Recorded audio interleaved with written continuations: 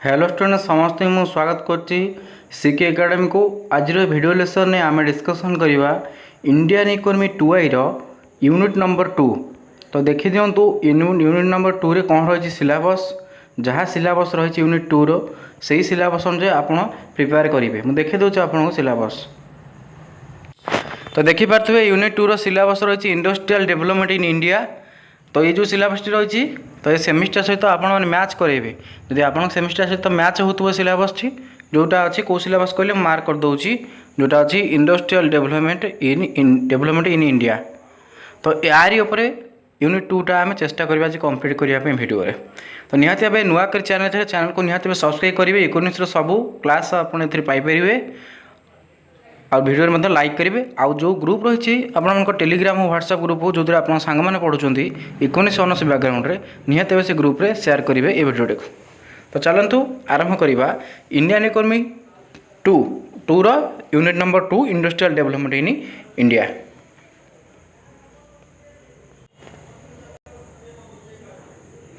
तो वीडियो देखा पूर्व निज सिलेबस मिलाई कर देखते। मुझे सिलेबस देखीदेली कौ सिलेबस वीडियो करुँची। आपण मैंने भी आप सिलेबस चेक कर दिंतु जे सिलेबस कौ सिलेबस आप पढ़ुं से सिलेबस पाठटी अच्छे कारण यूनिवर्सिटी भ्यारी करुँची एनईपी 2020 अनुसार सिलेबस गोटे गोटे यूनिवर्सिटी भ्यारी करुँची। तो चेक करी वीडियो देखूँ। तो फास्ट देखो इंडस्ट्रियल डेवलपमेंट। तो फास्ट कॉन्सेप्ट रही trends in industrial output and productivity in India. तेणु ये प्रथम आम जाना जे इंडस्ट्रियल आउटपुट कहले आम देश में केते इंडस्ट्रियल आउटपुट होउची। आउटपुट माने होउची प्रोडक्शन। इंडस्ट्रियल माने शिल्प भित्तिक जे आम देश में शिल्प भित्तिक केते प्रोडक्शन होउची आउ से जो शिल्प भित्तिक प्रोडक्शन ता ट्रेंड कौन अच्छी। ट्रेंड माने केते स्तर दे से गति करछि। ट्रेंड माने स्तर क्यों स्तर दे कि आम इंडस्ट्रियल आउटपुट बा शिल्प भित्तिक उत्पादन गति करछि बा हम तो प्रोडक्शन बोली कहि परिबा गति करछि। तो देखो देछि इंडस्ट्रियल आउटपुट फास्ट को जिबा। फास्ट गोटे फेज अछि जोटा को देखा होथिबे जे लिखा अछि इनिशियल फेज। जानि परछन तो कोटा फास्ट फेज से फास्ट फेज ला इनिशियल फेज। ट्रेंड कहले जानि परछंती जे को हिसाब रे ट्रेंड करछि इंडस्ट्रियल आउटपुटटा माने तार क्रम विकासटा किपरि हेछि बा समय अनुसार केमती परिवर्तन होइछि सेटा को ट्रेंड बोली कहा जाए। कोउथरे इंडस्ट्रियल आउटपुट रे माने शिल्प भित्तिक आउटपुट माने होछि जो प्रोडक्शन जे आमर केते परिमाण रे प्रोडक्शन आगुर होतला एबे केते चलीछि समय अनुसार केते बदलिछि सेटा को ट्रेंड बोली कहा जाए। तो देखो इनिशियल फेज थिला 1950 रु 1980 1950 रु 1980 थिला गोटे ट्रेंड। से समय कौन हेतिला देखो लिखा है। प्रथम कथा है कौन लिखाई देख जे emphasis on import substitution and heavy industries जे 1950 रु 1980 मसीहा जाए आम फोकस करुले इंपोर्ट उपरे। एम्फासिस ऑन इंपोर्ट माने होची अन्य देश आम देश को आनिबा। तेणु अन्य देश आम देश को सप्लाई करने आम देश को आने आम कौन करते फोकस करुले सब्स्टिट्यूशन इंपोर्ट सब्स्टिट्यूशन माने एटा गोटे विकल्प भाव धरुले जे इंपोर्ट करिया पड़िबो। आम देश में सेमती सिस्टम नथिला जे एते मात्रा प्रोडक्शन करबा। तेणु आम खोला खोली भाव कह गले आम अन्य देश पर निर्भर करुले। एंड हेवी इंडस्ट्रीज आउ कौन कराला हेवी इंडस्ट्री उपर फोकस कराइला कौ समय 1950 1980 ताने आम ये कहीपर 1950 रु 1980 मध्य इनिशियल फेज चलता इनिशियल ट्रेंड चलता। से ट्रेंड कौन सब होता ना आम बेसी एम्फासिस करुले। एम्फासिस माने जो फोकस आम बेसी फोकस करुले इंपोर्ट सब्स्टिट्यूशन उपर माने अन्य देश आनिबा उपर आम बेसी फोकस करुले। एंड हेवी इंडस्ट्रीज आउ हेवी इंडस्ट्री कहले जोड़ा सब बड़ बड़ इंडस्ट्री रही ऑटोमोबाइल्स है कि कौन मेसीन तैयारी कर इंडस्ट्री है जोटा सब हेवी इंडस्ट्री कहा जाए। Public sector unit PSU were central to growth माने पब्लिक सेक्टर यूनिट जोड़ा थिला जोड़ा सब पब्लिक सेक्टर माने गवर्नमेंट अंडरटेकिंग जोड़ा थिला सब इंडस्ट्री गुड़ा सेगुड़ा मध्य सेंट्रल टू ग्रोथ सेगुड़ार संख्या मध्य बढ़िया लगिला। जे सेंट्रल टू ग्रोथ माने होची वृद्धि पाइबा तार परिमाण मध्य वृद्धि पाइला। स्टील है मेसीन टूल है जोड़ा सब गवर्नमेंट अंडर थिला सेगुड़ा पब्लिक सेक्टर यूनिट कहा जाए। आ ग्रोथ रेट अराउंड 5 ରୁ 6% आनुअली। आई पीरियड रे जो 1950 ରୁ 80 भितर ग्रोथ रेट साधारण केते कहल 5 ରୁ 6% आनुअली वर्ष को 5-6% बढ़ुला। तो ये गोटे ट्रेंड फास्ट ट्रेंड है देश स्वाधीन पर 1947 देश स्वाधीन है 1950 ରୁ 1980 जाए यही प्रकार ट्रेंड देखा होता। 3टा कथा मुझे कहली कौन कौन कहली ना बेसी आम फोकस करुले इंपोर्ट सब्स्टिट्यूशन उपर अर्थात बाहर देश आने आ हेवी इंडस्ट्री उपर तार पब्लिक सेक्टर यूनिट जोड़ा रोला तार परिमाण बढ़ी बढ़ी चलता। आउ आ सेगुड़ा ग्रोथर मुख्य डोमिनान्स रूप काम करूला। आ ग्रोथ रेट से समय था 5-6%। यह इनिशियल फेज ट्रेंड जो 1950 मसीह शिल्पर आउटपुट बा इंडस्ट्रियल आउटपुट ये था ट्रेंड। नेक्स्ट जी नेक्स्ट देखो पोस्ट रिफॉर्म पीरियड आफ्टर 1991। तेणु 1991 पर कौन होता जानते 1991 इकोनॉमिक रिफॉर्म होता। तेणु पोस्ट रिफॉर्म पीरियड 1991 पर कौन होता सब ना shift to market oriented growth private sector participation. धीरे धीरे कौन करागला जे मार्केट ओरिएंटेड ग्रोथ को फोकस करागला आउ प्राइवेट सेक्टर पार्टिसिपेशन को फोकस करागला। माने आगुरी गवर्नमेंट उपर बेसी गुरुत्व था गवर्नमेंट सेक्टर उपर माने जो कंपनी गुड़ाक जो इंडस्ट्री गुड़ा गवर्नमेंट अंडर चलता से गुड़ा को आगुरी फोकस कराला। कि बर्तमान प्राइवेट सेक्टर पार्टिसिपेशन माने प्राइवेट इंडस्ट्री माने परमिशन मिलला से इंडस्ट्रियलाइजेशन प्रोसेस रे पार्टिसिपेट करि परिबे। इंडस्ट्रियलाइजेशन प्रोसेस से अंशग्रहण भी करि परिबे हैला। Increase in consumer goods and service linked industry आउ धीरे धीरे कौन है 1991 पर ना इनक्रीज कंज्यूमर गुड्र परिमाण बढ़ी बढ़ी चलला। जो गुड़ को आम व्यवहार कर गुड्र परिमाण बढ़ी बढ़ी चलला। एंड सर्विसेस लिंक्ड इंडस्ट्रीज आउ सर्विस माने सेवा संक्रांत जो इंडस्ट्री रहिला सेगुड़ार संख्या बढ़ी बढ़ी चलला। 1991 पर कथा हम कहूँ। ग्रोथ रेट इम्प्रूव्ड इन 2000 जे 2000 बेलू कौन है ना कहल ग्रोथ रेटा इम्प्रूव कला माने अप टू केते परसेंट चलला ना 8-10%। 8 रू है 10% पर्यंत चलला बुझीगला। तुम तीन टा जिन देखा मिलला 1991 पर कौन कौन जे मार्केट ओरिएंटेड ग्रोथ जे मार्केट रो डिमांड सप्लाई अनुसार ग्रोथ सिस्टम को शिफ्ट कर दिगला। प्राइवेट सेक्टर पार्टिसिपेशन जे प्राइवेट सेक्टर मान को पार्टिसिपेट करने माने सुजोग दिगला। कंज्यूमर गुड्र परिमाण बढ़ी चलला। सर्विसेस लिंक्ड इंडस्ट्री वृद्धि पाइला आउ ग्रोथ रेट 8-10% वृद्धि पाइला। ये 1991 पर कथा। ये से समय का trend post reform period trend जो 1991 जो रिफॉर्म होता तारी परवर्ती पीरियड ये ट्रेंड है।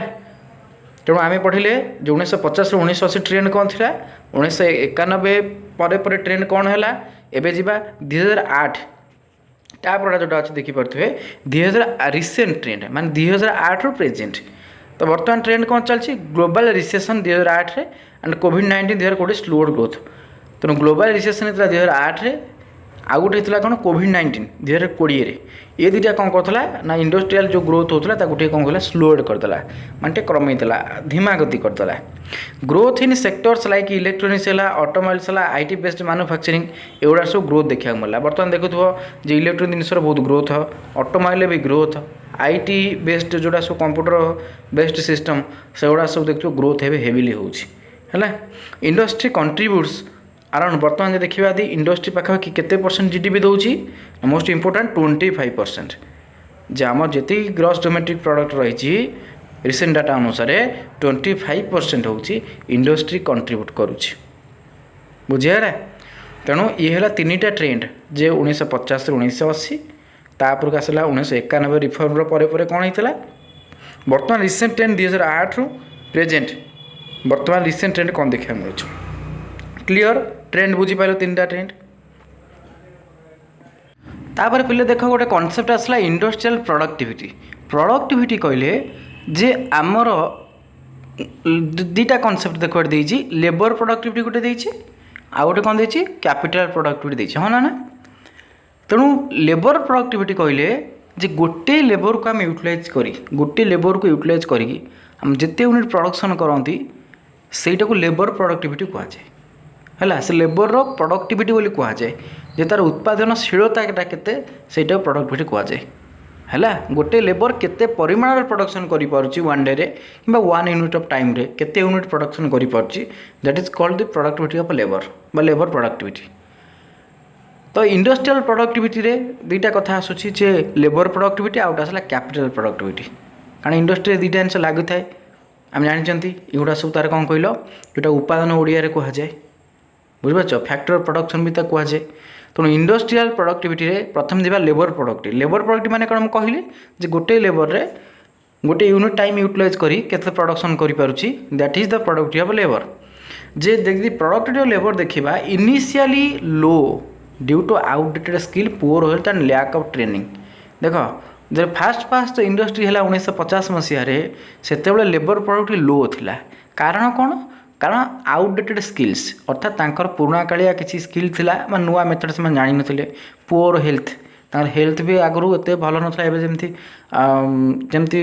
आम मेडिसिन भल मत सिस्टम आस मेडिकल फैसिलिटी सब है से समस्या गुड़ा नाला तेणु हेल्थ तांकर पुअर थिला एंड लैक ऑफ ट्रेनिंग से लेबर मान को विशेष ट्रेनिंग दि जाऊ नाला तो से प्रोडक्टिविटी कम थिला माने उत्पादनशीलता बा काम करिवार शक्ति किंबा प्रोडक्शन करिवार शक्ति पर लेबर पिछा कम थिला आगुरी है तो से कथा लिखा है इनिशियली लो से प्रारंभिक भाव में लो थिला बर्तमान समय जब लेबर प्रोडक्ट देखा ये हाई आसो कारण ये सब लेबर मैंने ट्रेनिंग नौ लेबर मैंने हेल्थ प्रति सचेतन अच्छा नुआ मैंने टेक्नोलोजी शिखुं लेबर मैंने जहाँफल प्रोडक्टिविटी बढ़ुची है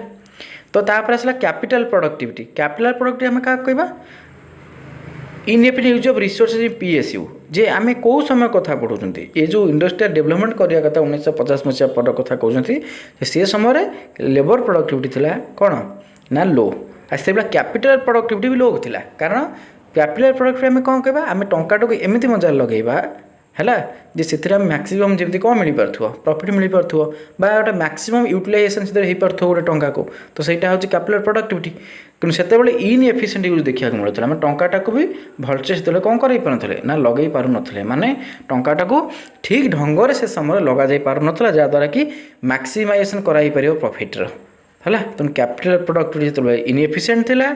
लेबर प्रोडक्टिविटी भी इनिशियली लो थिला से के समय जे पुरातन समय 1950 पर बुझीगला पोस्ट लिबरालाइजेशन जो लिबरालाइजेशन होगा 1991 moderate improvements due to automation FDI and better management post liberalisation पर जानी जे विभिन्न प्रकार जो सब थिला आमर एलपीजी रिफॉर्म जो होता बुझीपार तेणु से समय कौन है विभिन्न प्रकार नुआ नुआ नियम सब से समय अणागला जमती कि जे एफडीआई है फॉरेन डायरेक्ट इन्वेस्टमेंट है बेटर मैनेजमेंट सिस्टम कथा कह ये सब जिन नुआ नुआ सब आसला लिबरेशन पर 1991 पर से टी इम्प्रूव कला लेबर प्रोडक्टिविटी कारण बाहर से टेक्नोलोजी आम देश को आसपारा सहज बुझीपार तेणु लेबर प्रोडक्टिविटी बढ़ला कैपिटल प्रोडक्टिविटी धीरे धीरे भी बढ़ला कि 1991 पर्यंत पोस्ट लिबरेशन हो नाला पूर्व कथा से प्रोडक्टिविटी दुईटार कम था तेणु आर परिणाम कौन देखा मिलला जे प्रोब्लेम्स कौन है जे परसिस्टेंट रीजनल डिस्पारिटी जे आंचलिक वैषम्य देखा मिलला मैं अंचल अंचल भितर डिस्पारिटी देखा मिलला असमानता देखा मिलला लो R&D इन्वेस्टमेंट तेणु लो इन्वेस्टमेंट देखा मिलला आ लार्ज इनफॉर्मल सेक्टर आउ इनफॉर्मल सेक्टर परिमाण बढ़ी बढ़ी चलला कहाँपाई लो इंडस्ट्रियल लो labour productivity low capital productivity तेणु मन रहा तो इंडस्ट्रियल प्रोडक्टिविटी साधारणत लेबर प्रोडक्टिविटी और कैपिटल प्रोडक्टिविटी बुझी था पोस्ट लिबरेशन पर धीरे धीरे इम्प्रूवमेंट होता जे लेबर प्रोडक्ट हो कि टोटल इंडस्ट्रियल प्रोडक्टिविटी ही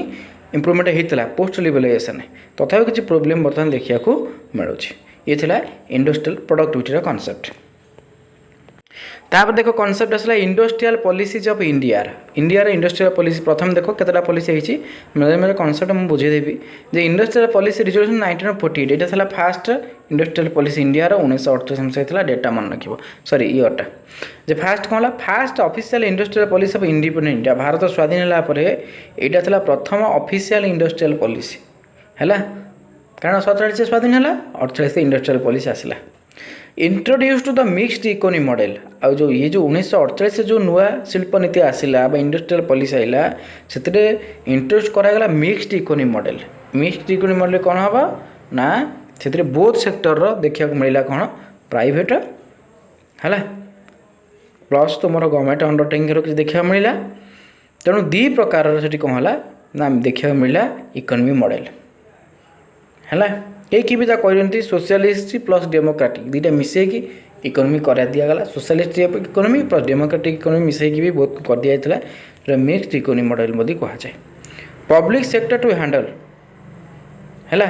से कौन कर दिगला आउ बेले बेले केमती भी कहते मिक्सड इकोनॉमी मॉडल देखा मिले बहुत सेक्टर से रे प्राइवेट सेक्टर रे पब्लिक सेक्टर भी रे पब्लिक सेक्टर कहले जो इंडस्ट्री ओनरशिप क्या हाथ में गवर्नमेंट हाथ में, सेटा कहे पब्लिक सेक्टर इंडस्ट्री, मन रख PSU कहुए है। आ जो प्राइवेट सेक्टर सेटार गवर्नमेंट रही अन्य जो प्राइवेट इंडिविजुअल के रे। देख पब्लिक सेक्टर टू हैंडल जो जोड़ा सब पब्लिक सेक्टर माने गवर्नमेंट इंडस्ट्रीज ताकू किए हैंडल करिवो ना sorry public sector to handle लिखाई जे पब्लिक सेक्टर जो रहा गवर्नमेंट इंडस्ट्री सी कौ जिन को हैंडल कर आर्म्स अस्त्रशस्त्र है, आमुनेसन है, रेलवेज है, आटमिक एनर्जी है, तेणु गुଳି आर्म्स कर जंत्रपाति जो अस्त्र आमुनेसन जो विस्फोरण जिनपतर सब रोचे रेलवे है, आटमिक एनर्जी है, ये सब गवर्नमेंट हाथ में। प्राइवेट सेक्टर हाथ कंज्यूमर गुड कहले जोड़ा सब कंज्यूमर व्यवहार कर उपभोग द्रव्य जोड़ा आम व्यवहार कर सब रो हाथ में ना प्राइवेट सेक्टर। तेणु 1948 कौन कर दिया मिक्स्ड इकोनॉमी मॉडल को आडप्ट कराई। तेणु ऑब्जेक्टिव कौन थी 1948 जो इंडस्ट्रियल पॉलिसी थिला ना बैलेंस ग्रोथ। देखो फास्ट ऑब्जेक्ट थिला बैलेंस ग्रोथ केमती हम प्रिवेंट मोनोपोलीज। मोनोपोली मान होचे एकचाटिया मान जड़े केवल बिजनेस कर जड़े को इंडस्ट्री कर अन्य क्या परमिशन मिलनी तो सेटा कहे मोनोपोली है एकुटिया जड़े ही डोमिनेंस कर। तेणु बैलेंस ग्रोथ ऑब्जेक्टिव थिला कौन बैलेंस ग्रोथ आ प्रिवेंट मोनोपोली प्रिवेंट करने को ऑब्जेक्टिव तार रही है। Plus labour welfare and industrial democracy industry क्षेत्र डेमोक्रेसी मेथड को आडप्ट करने लेबर वेलफेयर श्रमिक केमती मंगल हो पार श्रमिकों मंगल केमती विभिन्न प्रकार कार्यक्रम हाथ में नि तो ये थिला 1948 मसीहार जो थिला इंडस्ट्रियल पॉलिसी तार ऑब्जेक्टिव्स है। तापर देख नेक्स्ट आसला policy industrial policy resolution 1956 second जो आसला इंडस्ट्रियल पॉलिसी के कहले 1956 तार 8 वर्ष पर यहाँ known as the second industrial policy based on Nehru Mahalanobis model. मन रखिबो जो सेकेंड रही सेकेंड को मॉडल कहा जाए ना सेटा था मिक्स्ड इकोनॉमी मॉडल एटा Nehru Mahalanobis model. Aim to establish a socialistic pattern of society. तो ये चाहिए गोटे कौन करने ना सोशलिस्टिक पैटर्न ऑफ सोसाइटी है socialist pattern of society formation करने आर मोटिव थिला है। क्लासीफाई इंडस्ट्रीज इंटू 3 कैटेगरी 3टा कैटेगरी इंडस्ट्री क्लासीफाई कराइला कईटा कैटेगरी 3 कैटेगरी कौन कौन से गुड़ा देख देखिए क्लासीफाइड इंडस्ट्री इंटू 3 कैटेगरी कौन कौन शेड्यूल ए रे कौन रहा 70 इंडस्ट्रीज माने 70 इंडस्ट्री शेड्यूल ए रे रिजर्व एक्चुअली फॉर स्टेट माने एटा केवल गवर्नमेंट हाथ रहा ये जो 70टा शेड्यूल ए गोटे शेड्यूल ए बी सी 3टा कैटेगरी कर दिया सब शिल्प को जिते गोटे शिल्प रही से शिल्प को संगे 3 भाग व्यक्त कर दिगला गोटे है ए कैटेगरी गोटे बी कैटेगरी गोटे सी कैटेगरी तब शेड्यूल बोली कहुँ शेड्यूल ए 70टा कैटेगरी रहा आ एक्सक्लूसिव से रिजर्व कर दिगला स्टेट पाई माने से केवल आईन पाच से टोटाल ओनरशिपटा रहा हाथ में ना स्टेट हाथ में स्टेट कहले गवर्नमेंट। शेड्यूल बी रे रहा 12टा इंडस्ट्री शेड्यूल बी रे कईटा रहा 12टा इंडस्ट्री रहा शेड्यूल बी रे जॉइंट सेक्टर एधिरे 2 जन मिसिकी रहिले ओनरशिप रे माने स्टेट रहिबो माने गवर्नमेंट रहिबो प्लस प्राइवेट भी रहिबो प्राइवेट संस्था रही पार 2 जन मिसिकी कौन कहले जॉइंट सेक्टर हिसाब से यहाँ चलला 12टा इंडस्ट्री। शेड्यूल सी रे रहा रिमेनिंग इंडस्ट्री बाकी जो बड़का इंडस्ट्री रहा से गुड़ा सब शेड्यूल सी रे तार ओनरशिप रे किए रहा कहल केवल प्राइवेट सेक्टर तार ओनरशिप कला जो कंज्यूमर गुड्स गुड़ा रहा तो से गुड़ा सब प्राइवेट सेक्टर ही प्रोडक्शन कला है। Schedule A 17 schedule B 12 schedule C रे रेस्ट सब्जेक्ट रहा शेड्यूल ए रे कि ओनरशिप स्टेट शेड्यूल बी रे स्टेट प्लस प्राइवेट आ शेड्यूल सी रे private sector only. Emphasis or focus कौन थिला ना हेवी एंड बेसिक इंडस्ट्रीज ये चाहिए कौन करने ये जो सेकेंड इंडस्ट्रियल पॉलिसी है ये हेवी आउ कौन करागला बेसिक इंडस्ट्री को फोकस करागला आउ कौन फोकस कराइला एम्फासिस मान हो focus regional balance and employment केमिति रिजनल बैलेंस हो पार माने राज्य राज्य अंचल अंचल भितर केमिति बैलेंस हो पार आउ एंड एम्प्लॉयमेंट चाकरी केमिति मिल पार। Led to expanse of PSU जो पब्लिक सेक्टर जोड़ा थिला सब गवर्नमेंट सेक्टर इंडस्ट्री गुड़ा पब्लिक सेक्टर अंडर है पब्लिक सेक्टर अंडरटेकिंग गुड़ा सब कंपानी थिला PSU कंपानी से गुड़ा कौन कर लेड टू द एक्सपेंशन से तार संख्या को आउर बढ़ाई दिगला एक्सपेंशन मान बढ़ाइबा तेणु से गुड़ा कौन धीरे धीरे बढ़ाई दिगला कौ समय इंडस्ट्रियल पॉलिसी 1956 बा सेकेंड इंडस्ट्रियल पॉलिसी के समय बुझेला। तापर देख नेक्स्ट पॉलिसी आसला इंडस्ट्रियल पॉलिसी स्टेटमेंट 1977 ଯେ ଡିକ୍ଲେୟାର୍ଡ ବାଇ ଦ ଜନତା ଗଭର୍ଣ୍ଣମେଣ୍ଟ ଏଇଟା ଗୋଟେ ନୂଆ ସରକାର ଯେତେବେଳେ ଥିଲା ସେହି ସମୟରେ ହିଁ ଆରମ୍ଭ ହୋଇଥିଲା ଜନତା ଗଭର୍ଣ୍ଣମେଣ୍ଟ 1977 मेन फोकस कौन था promotion of a small scale and cottage industry ये चाहिए जो छोट छोट क्षुद्र और कुटीर शिल्प रही तार केमती प्रचार प्रसार हो पार प्रमोशन हो पार ये चाहिए 1977 मसीह जो नुआ शिल्प नीति आसला जनता गवर्नमेंट द्वारा reduce the dominance of large business houses जो बड़ बड़ बिजनेस हाउसेस थिला तांकर डोमिनेंस को कमाया चिंता कला जो हेवी इंडस्ट्री की पूर्व सरकार फोकस करते ये कौन कला स्मॉल आ कटेज इंडस्ट्री फोकस कला आ बड़ बड़ जो रहा संस्था बिजनेस तार डोमिनेंस को कमाया चेष्टा कला जे तार आधिपत्य को ये जो यहाँ कमाया चाहिए ये नियमटा बा पॉलिसीटा क्रिएट डिस्ट्रिक्ट इंडस्ट्री सेंटर ये कौन कला डिस्ट्रिक्ट इंडस्ट्री सेंटर तैयारी कला बा प्रतिष्ठा कला डिस्ट्रिक्ट इंडस्ट्री सेंटर बा डीआईसी कह जाए to promote local entrepreneurship local रे जो सब छोट छोट शिल्प रही कुटीर शिल्प हो से कुटीर शिल्प को प्रचार प्रसार करने प्रत्येक जिले में गोटे डिस्ट्रिक्ट इंडस्ट्री सेंटर खोलागला कौ समय ना industrial policy statement 1977 supported labour intensive and rural industry आ बेसी फोकस करा लेबर इंटेंसिव को आम दु प्रकार मेथड अच्छी प्रोडक्शन कर लेबर इंटेंसिव आ कैपिटल इंटेंसिव तेणु ये कौन कला सपोर्ट कला लेबर इंटेंसिव को एंड रूरल इंडस्ट्री आ ग्रामीण शिल्प गुड़ाक बेसी प्राधान्य होता कौटा 1977 जो रही इंडस्ट्रियल पॉलिसी है बुझीगला तापर देखो इंडस्ट्रियल 1991 जोटा न्यू इकोनॉमी पॉलिसी कह जाए 1991 मसीह जो एलपीजी रिफॉर्म बोलिया मत कही जे announce due to balance of payment crisis balance of payment crisis देखा मिलला से यहाँ कौन कला नुआ न्यू इकोनॉमी पॉलिसी को अडॉप्ट करागला इंडस्ट्रियल पॉलिसी 1991 रे mark the beginning of liberalisation privatisation and globalisation जो एलपीजी सर्ट रे कह जाए मुझे कथा कहूली जे लिबरलाइजेशन करागला आ कौन कर दिगला ना प्राइवेटाइजेशन करागला आ कौन कर दिगला ग्लोबलाइजेशन करागला तीनटा एलपीजी है आर फीचर्स कौन थी abolition of industrial licensing for all industry except a few मान जितक सब इंडस्ट्री आगु इंडस्ट्री करने लाइसेंस दरकार बिना लाइसेंस कर माने परमिशन मिलू ना प्रॉपर लाइसेंस आणिक कराया पड़ता कि ये से जिनटा कौन कला एबोलिशन करदेला एबोलिशन होची उच्छेद इंडस्ट्रियल लाइसेंस को कौन कर बोले उच्छेद करदेला माने आउ इंडस्ट्रियल लाइसेंस आनिया पड़ो ना एक्सेप्ट ए फ्यू किंतु अल्प किछिटा इंडस्ट्री कले लाइसेंस आनिया पड़ो जमती कि हाजार्डियस जिनस डिफेन्स है धर तुम केमिकल फैक्ट्री कर तुमको कौन करा पड़ो लाइसेंस आनिया पड़ो धर से केमिकल बाण फाण जो विस्फोरण एक्सप्लोजन जिन तैयारी तो तापाई तुम मद है तो तापाई तुमको कौन करा पड़ो सब लाइसेंस आनिया पड़ो किछिटा जिनस लाइसेंस आनिया पड़ो जोड़ा कि डिफेन्स क्षेत्र कि तुम गोला बारूद तैयारी कर बंधुक गन तैयारी कर तो से तुमको लाइसेंस आनिया पड़ो हाजार्डस जिनस विपदजनक जिन तैयारी कर एसिड फेसिड है बुझीपार तो से गुड़ाप दरकार ना अन्य क्षेत्र में लाइसेंस व्यवस्था कोहल कर दिगला FDI liberation up to 100% by many sector आ फॉरेन डायरेक्ट इन्वेस्टमेंट अच्छी फॉरेन डायरेक्ट इन्वेस्टमेंट बा एफडीआई को अप टू 100% पर्यंत कौन अलाउ कर दिगला मेनी सेक्टर बहुत सेक्टर में फॉरेन डायरेक्ट इन्वेस्टमेंट बाहर कंट्री फॉरेन कंट्री मैंने कौन करेंगे जो मैंने रहिले सेटा चाहिए इन्वेस्टमेंट करने 100% पर्यंत इन्वेस्ट इंडिया करें तो यहाँ कौन करागला ना 1991 जो न्यू इकोनॉमी पॉलिसी आसला से यही प्रकार इंडस्ट्रियल पॉलिसी को अडॉप्ट कर दिगला है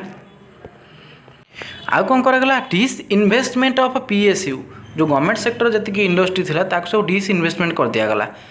and end of public sector monopoly कारण देख से जो इंडस्ट्री गवर्नमेंट हाथ था केवल गवर्नमेंट से ही एकुटिया गवर्नमेंट ही कर प्राइवेट को परमिशन मिलू ना जमी बर्तमान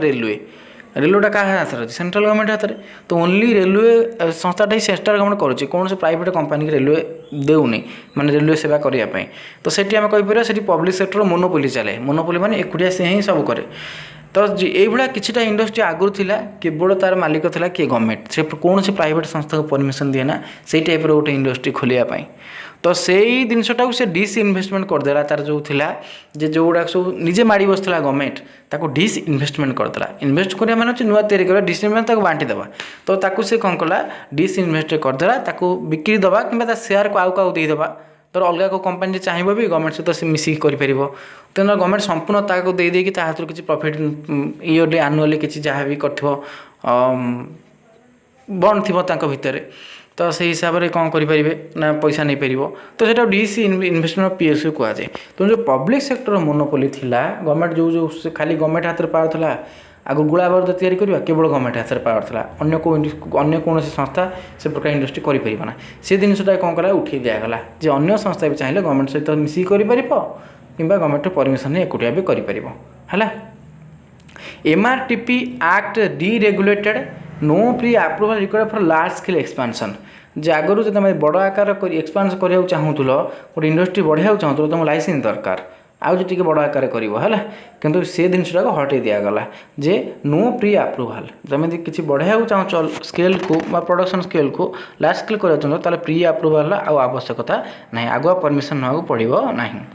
private and foreign participant encouraged J private संस्था जी आम देश अच्छे से प्लस फॉरेन पार्टिसिपेंट जो बाहर देश भी कौन कंपनी चाहूँगी ताको भी एनकरेज कर दिगला जे हाँ आसिक ये कौन कर इंडस्ट्री कर तो यू करने द्वारा निहती भाव ये सब पॉजिटिव जिनस ना ये नेगेटिव कि देखिए देखिपारे ना सब कुछ पॉजिटिव जिनस गुड़ा तेणु इंपैक्ट किसी पड़ा कौन इंपैक्ट पड़ा देख लिखाई इंपैक्ट कौन पड़ा boost in private investment private स्तर में इन्वेस्टमेंट बढ़ी चला बाहर देश कंपनी मैंने आसे मैंने इन्वेस्टमेंट कले देश में तो प्राइवेट सेक्टर में कौन है कहल बूस्ट देखा मिला ग्रोथ देखा मिला इन्वेस्टमेंट क्षेत्र में। टेक्नोलॉजिकल मॉडर्नाइजेशन नुआ नुआ टेक्नोलॉजी कारण देख बाहर कंपनी चला अलाउ कर दिगला तुम ये इन्वेस्टमेंट कर अप टू 100% तुम बाहर देश बहुत कंपनी आसिले नुआ नुआ टेक्नोलॉजी भारत को से भारत में कौन कले नुआ नुआ टेक्नोलॉजी साहाଯ୍य कंपनी प्रतिष्ठा कले जोटा कि टेक्नोलॉजिकल मॉडर्नाइजेशन भारत में देखा मिला नुआ टेक्नोलॉजी भारत को आगमन कला। एनहांस्ड ग्लोबल कॉम्पिटिटिवनेस आ भारत कौन कला भारत जो मार्केट था वर्ल्ड मार्केट सहित कौन होगा जोड़ी होगा LPG रिफॉर्म द्वारा आ ग्लोबल कॉम्पिटिटिवनेस देखा मिला अर्थात सर्व माने ग्लोबल कहले टोटाल विश्व स्तर में भारत कौन कर ना प्रतिद्वंदिता करने को आरंभ कला भारत जो प्रोडक्शन थिला सेटा विश्व दरबार में विक्रय हो पारा। तापर देख industrial licensing and regulation policies fast आसला MRTP Act 1969 तो ये डेटा मन रख मसीहाटा तार फुल फॉर्म है monopolies and restrictive trade practices. तेणु यार कौन थी फीचर्स जो प्रथम है aimed to prevent concentration of economic power जे इकोनॉमिक पावर कनसंट्रेशन टाक ये चाहूला कौन करने प्रिवेंट करने जे गोटे जगह पावरटा कनसंट्रेट होकर न रहू तो सहीटा था यार मुख्य उद्देश्य है। कंट्रोल बिग बिजनेसेस आउ कौन करूला जे बड़ बड़ बिजनेस को कंट्रोल करूला विथ आसेट्स एवरेज 25 करोड़ जोड़ा 25 कोटी रु अधिक टंकार जार आसेट्स हम से प्रकार बिजनेस को कौन करे कंट्रोल करे है। Regulated monopolistic and unfair trade practices are काम है ये रेगुलेशन करूला मोनोपोलिस्टिक जो मोनोपोलिस्टिक कहले जनकर डोमिनेंस से जिनटा को रेगुलेट करूला एंड अनफेयर ट्रेड प्रैक्टिसेस आउ जदि किसी ट्रेड प्रैक्टिस किसी अनफेयर देखा मिलूला अनफेयर कहले किसी आम जोटा कहवा कौन जोटा कहती जमी फेयर कहले धर तुम जी रोजगार कर तुम फेयर मनी आ तुम किसी इलिगाली कम कर रोजगार कर अनफेयर तो ये अनफेयर ट्रेड प्रैक्टिस हो कि तुम लुचाणिया किसी कर ट्रेड प्रैक्टिसेस जोटा कि इलिगाल तो से प्रकार जिनस को रेगुलेशन करूला। क्रिटिसिजम कौन डिस्करेज एक्सपांशन सब बड़ क्रिटिसिजम है जे एक्सपांशन को ये डिस्करेज करे जो आउ तुम बड़ आकार कर तो तुम कंपनी आसेट्स बढ़ाया चाहिए कि कंपनी ग्रोथ हिसाब से तुम आउ टे बड़ कर कंपनी एक्सपांस करने चाहो से जिनसा कौन डिस्करेज करूला है। एंड वाज ब्यूरोक्राटिक आटा संपूर्ण था ब्यूरोक्राटिक ब्यूरोक्राटिक द्वारा यहाँ संपूर्ण भाव नियंत्रण में थिला। तो से एक ये जो MRTP Act थिला यहाँ इंडस्ट्रियलाइजेशन ग्रोथ उपरे विशेष साहाय्य करनथला जे आगो केमि बढ़िबाटा पछू टाणला भाया नीतिटा होता।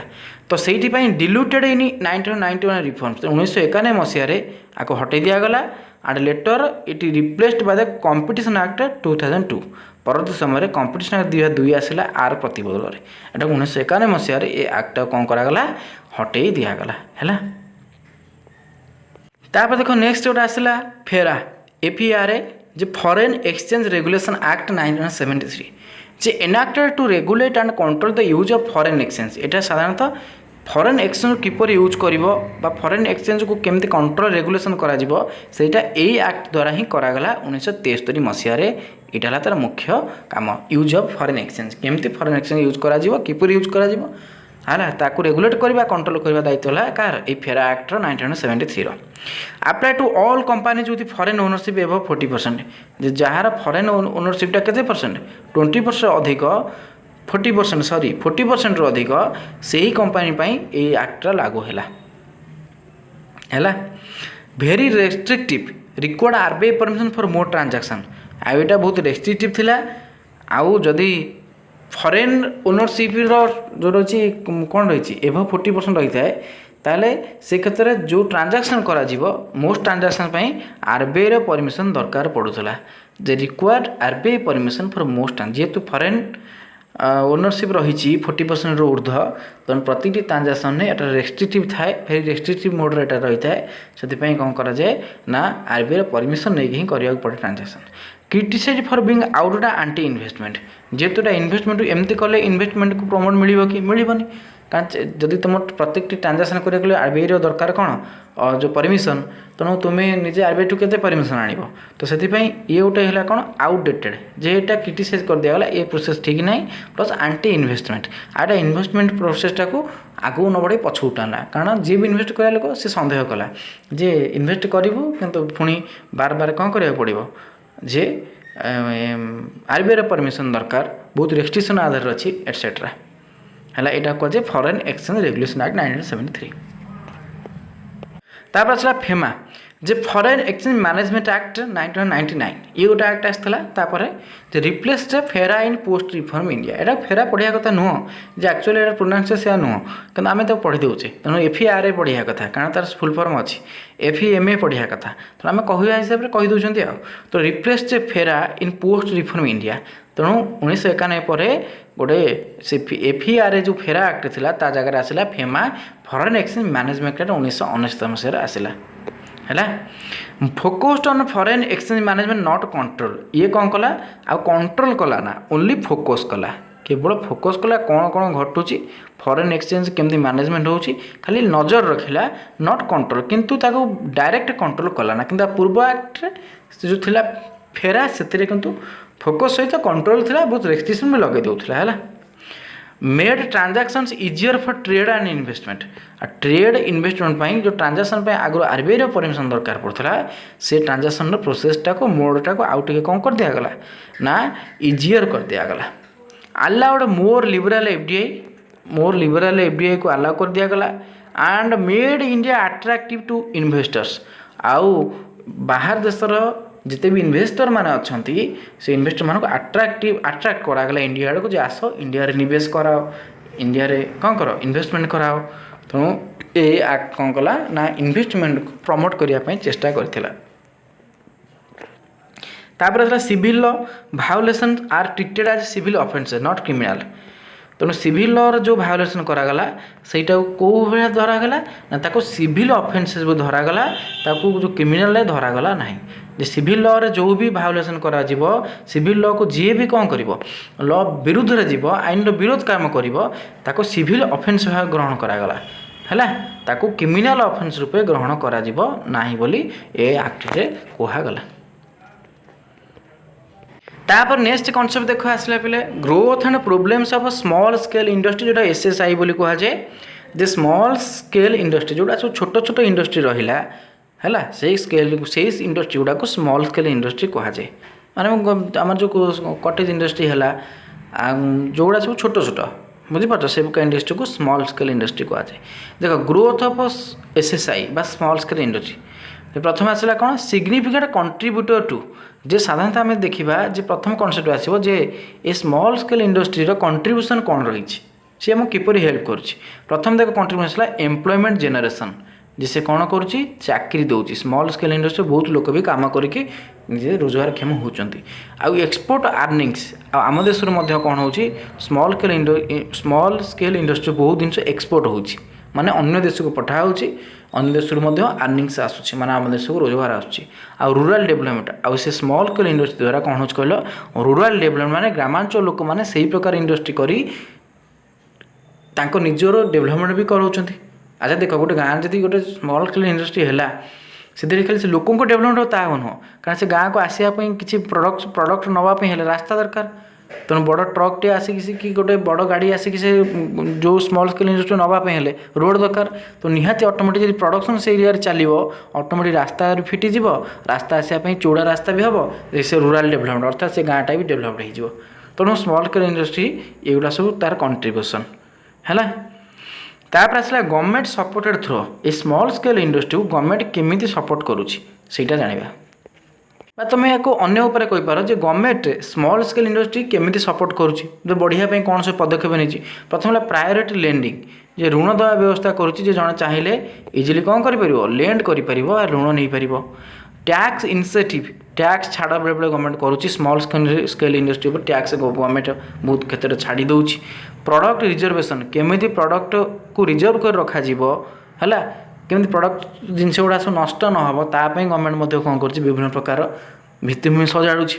आउ गोटे है कौन स्किल डेभलपमेंट गवर्नमेंट कौन कर स्किल जे जो मैंने सब शिल्पर काम कर छोट छोट शिल्पर तांकर स्किल केमती बढ़ा जापर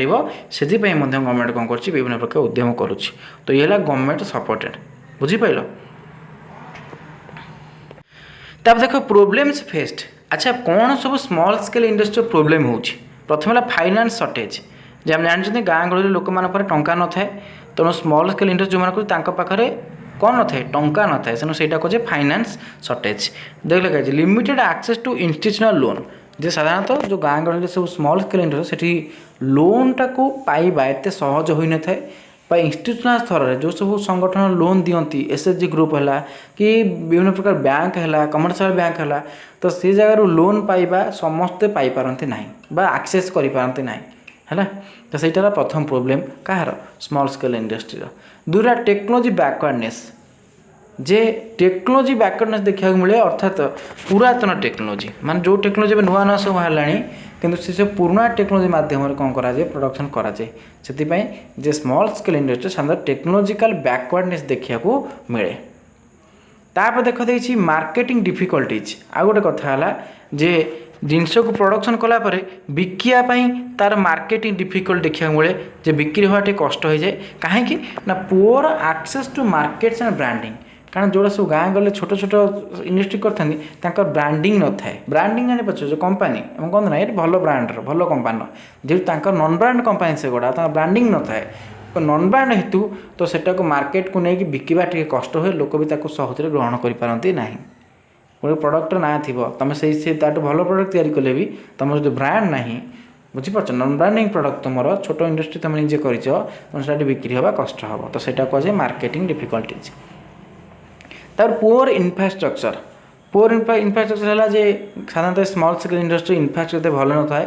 जे पावर कट प्राय गाँ गले देख पावर कट हो इलेक्ट्रिसिटी न थाए बेले बेले ट्रांसपोर्ट डिलेज माने ट्रांसपोर्ट सुविधा नथिबो जे ट्रांसपोर्ट हो डिले हो विलम्ब हो रास्ता नथिबो गाड़ी जीवाई तो ये प्रकार सब पुअर इनफ्रास्ट्रक्चर देखा मिले आउ कौन हुए ग्लोबल कंपटीशन जे post WTO exposure led to failure of many SSIs जिते आमर कौन है ग्लोबल कंपटीशन आसीगला से कौन देखा मिला कहल जे ये जो सब थिला फेल्युअर होगला बहुत एसएसआई फेल्युअर होगला माने देख बाहर देश जो आम ग्लोबलाइजेशन होगला से कौन कला सबू आम जो निजर जो नेशनल मार्केट अच्छी से इंटरनेशनल मार्केट सहित जॉइंट होगला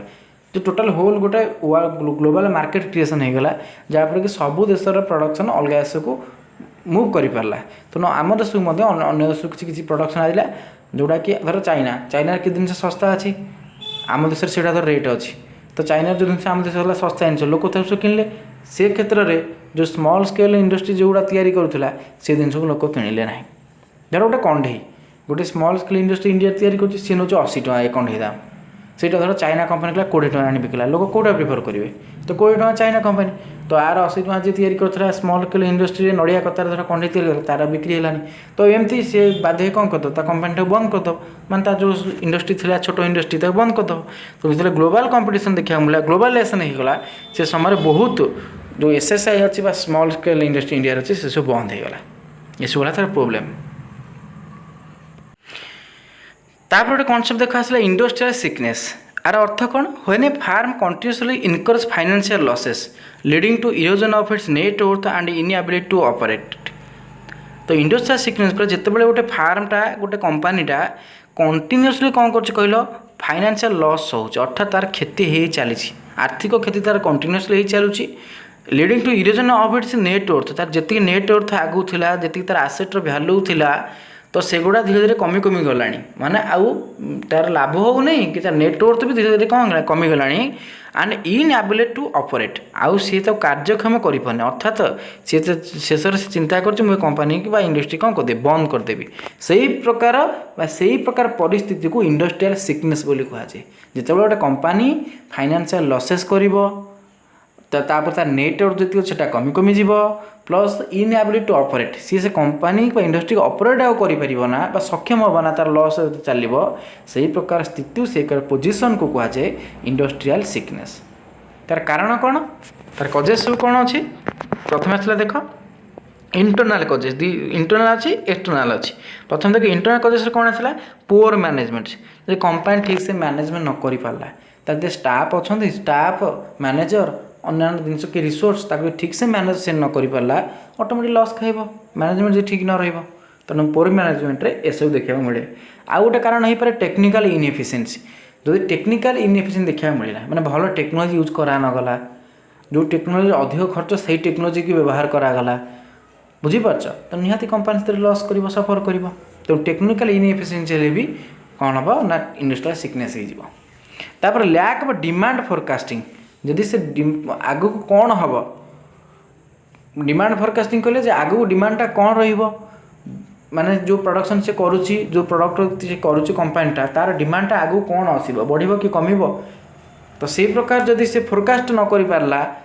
बा प्रेडिक्शन न करि पारला पूर्वानुमान न करि पारला तार कंपनी लॉस खाइबो आगु धर पूजा बजार अच्छी हाँ प्रोडक्शन अधिक कले सेल हो कहीं ना आगु जब पूजा अच्छी तो डिमांड रहिबो अधिक खेलनार तो प्रोडक्शन कर चल आगु धर किसी ना कि कौन कौन कोविड टाइम बेपार वाणिज्य किसी ना कि लोक भी खाया पाऊन तो से समय आम बेसी प्रोडक्शन करवा तो बिक्री हेनी तो लस जन खाइब तेणु सी भी गोटे कारण हो पाए तेणु एगुड़ा सब है इंटरनाल कजेस तापर आसला एक्सटर्नाल कजेस कौन रिसेसन जो बिजनेस साइकिल जानी तेणु रिसेसन पीरियड जो तुम प्रोडक्शन कर मांदा अवस्था सबुआड़े चलती तर समग्र समय देश हो राज्य हो अंचल हो तो सबु स्थान रिसेसन पीरियड देखा मिलूँ मांदा अवस्था देखा मिलूँ तो से क्षेत्र में कौन हम ना इंडस्ट्री सिकनेस देखा मिल पॉलिसी डिले कौन से गोटे पॉलिसी जब आम कौन करचे गोटे नियम धर कौन है कि पॉलिसी गोटे तार विलंब देखा मिल से पॉलिसी निष्पत्ति नबार कौन विलंब है से क्षेत्र में इंडस्ट्रियल सिकनेस देखा मिल डिलेड फाइनेंस फॉर बैंक जब बैंकटा ठीक टाइम ऋण न देकी लेट धर डिले कर दब फाइनेंस दब टंका दब लेट ऋण दब तो से क्षेत्र में इंडस्ट्रियल सिकनेस देख कारण इंडस्ट्री ऑपरेट करने टंका दरकार तो टंका ठीक टाइम न मिले ऑपरेट हम केमती तो युवा सब है इंडस्ट्रियल सिकनेस कजेस है तापर आसला कन्सिक्वेन्सेस फलाफल कौन माने इंडस्ट्रियल सिकनेस कौन हुए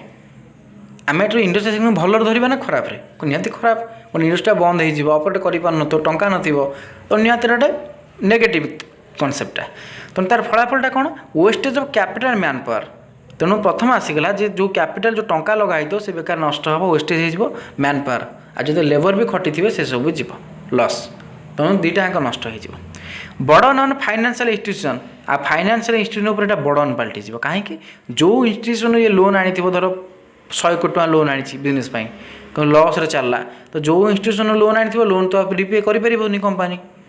तो से फाइनेंशियल इंस्टीट्यूशन पर कौन बर्डन गोटे बोझ हिसाब से कंपनी काम कर क्या ठीक टाइम जो लोन सुझी पार ना कि लोन भी रिपे करें तापर कौन अनएम्प्लॉयमेंट रीजनल डिक्लाइन आ धीरे धीरे अनएम्प्लॉयमेंट देखा मिले कारण सी कंपनी धीरे छटई कर जो मैंने चाकरी कर बाहर कर चलो चलो कंपनी लाभ होने तुम बाहर जाओ आम एत लेबर दरकार नहीं तेना अनएम्प्लॉयमेंट है रीजनल डिक्लाइन देखा मिले तापर आसला रिमेडी कौन प्रतिकार करा ये जो इंडस्ट्रियल सिकनेस ना अर्ली डिटेक्शन ऑफ सिकनेस जिते देख इंडस्ट्रीटा धीरे धीरे सिकनेस आड़ गति कला तार अर्ली डिटेक्शन करार अच्छी पूर्वर चिन्ह पड़े रोगटा है पूर्व आरंभ हो आम डायग्नोस कर जानी दे ये रोगटा है मेडिसिन को बंद करा पड़ो ठीक से भाया अर्ली डिटेक्शन सिकनेस जे सिकनेस अर्ली डिटेक्शन प्रारंभ सिकनेस आड़ गति कला जो फास्ट पार्ट रु सेटा को तार सल्यूशन करा पड़ो रिहाबिलिटेशन थ्रो रिस्ट्रक्चरिंग रिस्ट्रक्चरिंग माध्यम कौन करा पड़ो सजाड़ा पड़ो जब गोटे स्ट्रक्चर जो कंपानी चलिए से स्ट्रक्चर जो न हो पारा तो स्ट्रक्चर आम चेंज करवा तो कौन रिस्ट्रक्चर करवा कौ उपाय कले तो कंपानीटा ठीक ठाक चलो आउ कौन कर पे ना मर्जर बा take over of sick units by stronger companies जो क्षेत्र में धर से कंपनीटा सिक अच्छी दुर्बल अच्छी से क्षेत्र को लेकिन मर्ज ओवर कर मर्जर माने कौन मैं अन्य कौ सहित मर्ज कर से जिनस को नहीं मर्ज करूँ कि अन्य को कंपनी सहित मर्ज करूँ से जिनटा केमती उन्नति आसपर से कंपनी धर चार पाँचटा तार पार्ट अच्छी कंपनी को पार्टा लॉस हो कंचामाल किणवा पार्ट हो कि प्रोसेसिंग पार्ट हो कि मार्केटिंग पार्ट हो को पार्ट गोटा वीक अच्छी कंपनी से पार्टा को जो पार्ट वीक थी से पार्टा को टेक ओवर करा पड़ो सी केमी आगू जो से पार्ट पर ही कंपनी डाउन हो से पार्ट को तुमको सजाड़ा पड़ो बाय स्ट्रंगर कंपनी गोटे भल कंपनी सहित तुम्हें मर्ज करके हो कंपनी सहित हाथ मिलैक हो से जिन को तुमको से जिन सर्ट आउट करा पड़ो आउ कौन government support for viable unit आ गवर्नमेंट जदि किसी परिमाण साहाय्य कर गवर्नमेंट तरफ जो किसी यूनिट कौन मिल हेल्प मिल सपोर्ट मिल ताल ये जिनसा कौन हो पार सब रिमेडी मान प्रतिकार हो पार तापर आसला इंडस्ट्रियल फाइनेंस इंडस्ट्री करने को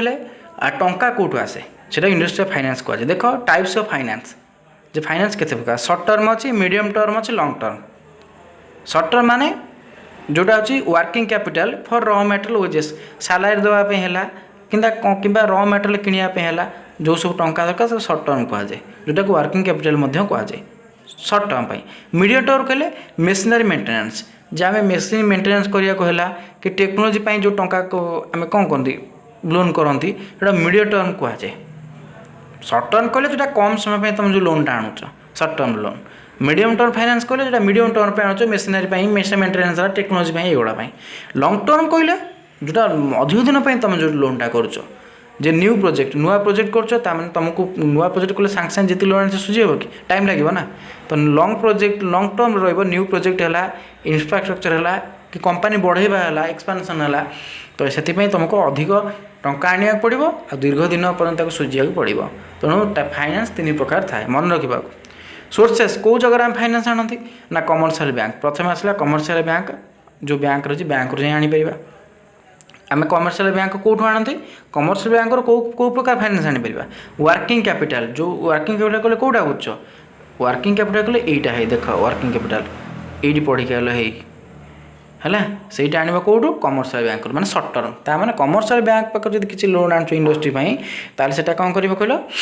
से शॉर्ट टर्म दब कौ टर्म पे दब शॉर्ट टर्म दब जे वर्किंग कैपिटल हिसाब से दब रॉ मटेरियल हो ओजेस हो है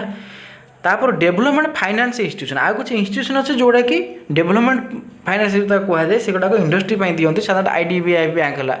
सीडबी है आईसीआई है आईएफएससीआई है यही सब जो संस्था रहा एमाने कौन करती एमाने दीर्घ दिन पर्यटन दिखती इंडस्ट्रियल फाइनेंस दिखती तापर देख देखिए कैपिटल मार्केट आउ तुम कौन कर कैपिटल मार्केट रू कौन कर आनीपर लोन कैपिटल मार्केट रू तुम लोन आनीपर आ फॉरेन सोर्सेस एफडीआई है ईसीबी है तुम फॉरेन कंट्री है फॉरेन सोर्स आनीपर जब गवर्नमेंट से तुम डील अच्छी एफडीआई आनीपर डायरेक्ट इन्वेस्टमेंट कर ईसीबी है एक्सटर्नल कमर्शियल बोरोइंग भी कर आउ गवर्नमेंट स्कीम आउ ना तुम गवर्नमेंट स्कीम आने मुद्रा है आउ जो एमएसएमई सब जो स्कीम रहा सब सी तुम कौन कर गवर्नमेंट लोन आनीपर इंडस्ट्री कर इश्यू कौन अच्छी इश्यू कौन अच्छी जे एसएसआई फेस क्रेडिट क्रंच जे एसएसआई कौन कर जो स्मॉल स्केल इंडस्ट्री रहा सी कौन कर क्रेडिट क्रंच फेस करुच्ची आ डीएफआई जोड़ा रहा have dictated after 2000 NPS and banking sector crisis after long term lending जे ये गुड़ा सब तार इश्यू जे जो छोट छोट इंडस्ट्री है सी कौन कर क्रेडिट क्रच रे फसी जाऊँगी किए से छोट छोट इंडस्ट्री गुड़ा रहा बाकी जोड़ा पेमेंट भी ठीक टाइम हो पार ना है तेणु डीएफआई गुड़ा जोड़ा अच्छी हाफ डिक्लाइन आफ्टर 2000 पर तार संख्या कमी कमी चलला आ एनपीए आ बैंकिंग सेक्टर भी क्राइसिस देखा मिलूँ लॉन्ग टर्म लेंडिंग क्षेत्र में दीर्घकालीन ऋण देवा क्षेत्र में तो ये सब है कौन कहल जे लोन जो फाइनेंस आवेलेबल कर इंडस्ट्री फाइनेंस आवेलेबल कर सब है इश्यू तापर नेक्स्ट कंसेप्ट आसो इंडस्ट्रियल लेबर जे इंडस्ट्रियल लेबर कले जो मैंने इंडस्ट्री काम करते से प्रकार श्रमिक को इंडस्ट्रियल लेबर कह जाए। क्यारेक्टरिस्टिक फास्ट आम देखा कौन कौन मोस्टली इन अनऑर्गेनाइज सेक्टर एमाने साधारणतः अनऑर्गेनाइज सेक्टर काम करती। लो वेजेस आंकर वेजेस है कम। नो जॉब सिक्योरिटी और सोशल सिक्योरिटी एमानकर जॉब सिक्योरिटी न थाए मैं चाकरी केतनी किसी लिखित आकार न था प्रमाण आ सोशल सिक्योरिटी आपको बेसी मिल न था। लो जे दरमा कम मिले चाहिए भी केतने कंपनी बाहर कर दे पारे इंडस्ट्री बाहर कर दे पारे। माइग्रांट एंड कॉन्ट्रैक्चुअल वर्कर्स डोमिनेट आ साधारणतः एमाने माइग्रांट माने गोटे जगह आउट जाए काम करते माने सहर धर गाँव जाए कम करते तो ये माइग्रांट लेबर मैंने गोटे स्थान आउट स्थान जाकि कम करते। पुअर एजुकेशन एमाने पाठ ठीक से पढ़ी पारते ना। Skill levels and health poor education skill levels and health एम हेल्थ है स्किल है एजुकेशन साधारणतः कौन थाए पुअर थाए जो मैंने इंडस्ट्रियल लेबर हिसाब से काम करता। तेणु एगुड़ा है इंडस्ट्रियल लेबर क्यारेक्टरिस्टिक बुझल। तापर आसला जे लेबर प्रोब्लेम कौन लेबर प्रोब्लेम देखा मिलूँ देख लेबर प्रोब्लेम कौन आसला ना फ्रैगमेंटेड ट्रेड यूनियंस जो सब ट्रेड यूनियन अच्छी वाणिज्यिक संघ रही सेगुड़ा फ्रैगमेंटेड हो माने भांगी जाऊँच भितर एकता रोना से बड़ समस्या जे ट्रेड यूनियन भितर एकता रोना से फ्रैगमेंटेड ट्रेड यूनियन रोचे जहाँफल कि श्रमिक मानकर बड़ समस्या हो। Rising information and gig work information आ गिग वर्क मान छोट छोट जो कमटा से करने कथा नुह से प्रकार कम से दि जाऊँगी करने। Exploitation and lack of legal awareness आ शोषण करा lack of legal legal awareness legal जो लॉ रही से अवेयरनेस नुहति माने सचेतन नुहति माने आईन प्रति से सचेतन नुहति सब कौ आईन अच्छे लेबर लॉज कौ आईन सब अच्छी से विषय सचेतन नुहति एटा प्रोब्लेम। तापर आसला लेबर रिफॉर्म जे तांकर लेबर मानक पई कोन रिफॉर्म करा जायछि। प्रथम आसला labour codes 2020 replaced 29 old laws into 4 simplified codes. जो लेबर कोड जो थिला जे लेबर मानक पई लेबर जो नियम अच्छी लेबर कोड बोली कहा जाए से 2020 रे 29टा ओल्ड लॉ सेटा को 4टा कोड हिसाब रे कोन करा गला रिप्लेस कर दिया गला माने 29टा लॉ को हटके सेठी 4टा कोड तैयारी करा गला। कौन से कोड देखो कौन से कोड प्रथम आसला वेज कोड। वेज कोड कहले कौन ensures timely payment and minimum wages जे ठीक टाइम टंका मिल आ मिनिमम वेजेस आ सर्वनिम्न जन केते टंका मिल सरकार ता स्थिर कले जे ताठो कम ताको दिया जाई परिबो नाही जेति खटी माने अति कम रे ताको एति टंका मिलिबो तेनो मिनिमम वेज स्थिर कर दिया गला आ टाइमली पेमेंट आ ठीक टाइम रे केमि पेमेंट पाइबो सेटा वेज कोड द्वारा स्थिर करा गला। एला कोड नंबर 1। कोड नंबर 2 रे आसला कोन जे सोशल सिक्योरिटी कोड जे कौन रहा includes unorganised and gig workers. तेणु सोशल सिक्योरिटी कोडटा जो अनऑर्गेनाइज्ड वर्कर तांको भी काम करागला सोशल सिक्योरिटी कोड जहाँ भी रूल रही आप्लाय करा कौ मान जो मैंने अनऑर्गेनाइज सेक्टर काम कर गिग वर्कर्स काम भी आप्लाय करागला। आगुरी केवल सोशल सिक्योरिटी कोडटा लगुला ऑर्गेनाइज सेक्टर है कि अनऑर्गेनाइज सेक्टर क्षेत्र में भी सोशल सिक्योरिटी कोड लागू कर दिया गला। तापर आसला industrial relations code. Industrial relation code कौन कराला रेगुलेट स्ट्राइक यूनियन ले ऑफ्स एगुड़ा जे ये कौन कर रेगुलेट कर स्ट्राइक जो श्रमिक स्ट्राइक करते से रेगुलेट कर यूनियन मैंने कौन कहते दाबी रहा कि ले ऑफ रहा छटे है तो से गुड़ा जिनस को तदारख कर कौटा इंडस्ट्रियल रिलेशन कोड। तापर लास्ट कोड आसला OSH कोड जोटा कहे ऑक्युपेशनल सेफ्टी हेल्थ स्टैंडर्ड्स है। तेणु ए रहा कौन जे सेफ्टी श्रमिक मैंने केमती निरापत्तार सह काम करेंगे सेफ्टी सहित आ हेल्थ तांकर स्वास्थ्य केमती ठीक ठाक से स्टैंडर्ड विषय ये कौन कला OSH कोड। ये 4टी कोड कौन करागला लेबर कोड अणागला 2020 जो 29टा परिवर्तन 4टा सिंप्लीफाइड कोड को सरकार आनी। पर्पज कौन आर पर्पज देख कौन था improve ease of doing business केमी दैनंदिन कामटा ठीक ठाक हो इजिली हो पार सब कम तो ठीक ठाक भाव श्रमिक केमी कम करें प्रथम पर्पज। दूसरे wide and labour law coverage केमी लेबर जो लॉटा रही है केमी कवरेज हो पार माने ठीक ठाक भाव मिल पार है सहीटा को वाइडेन करा आउ टे प्रशस्त करा से लॉ को आउटे व्यापक कराई आसला encourage formal employment and legal complaints आ फॉर्मल एम्प्लॉयमेंट जोड़ा रहा केमती एनकरेज करा जे केमती सेटा को बढ़ा जीव फॉर्मल एम्प्लॉयमेंट जी चाकरी करियो से निजे भाव कर हाँ आम एति आईन अच्छी जे आम भी चाकरी आम कि आम लेबर ही खटुचे आम भी एत प्रकार आईन व्यवस्था कराई तो निहत को एनकरेज करने फॉर्मल एम्प्लॉयमेंट को लीगल कंप्लेंट्स को यू करा है तेणु ये है इंडस्ट्रियल लेबर क्यारेक्टरिस्टिक पढ़िले प्रोब्लेम कौन पढ़िले सब रिफॉर्म कौन करा प्लस तार पर्पज कौन तेणु ये आम विषयटी जहाँ थी ओभरऑल कॉन्सेप्ट तुम कहीदेली तो तुम पढ़ापढ़ी जहाँ कहली से बुझी बहीटा को आउ थे देखीदेव तार भर ये टी डीपली लिखाई कॉन्सेप्ट एका थी है वीडियो भल लगी वीडियो निहाती भाव सेयार करेंगे आउ लाइक करेंगे कमेंट माध्यम कौन सजेसन देवा चाहते कमेंट माध्यम जनइबे धन्यवाद जय जगन्नाथ।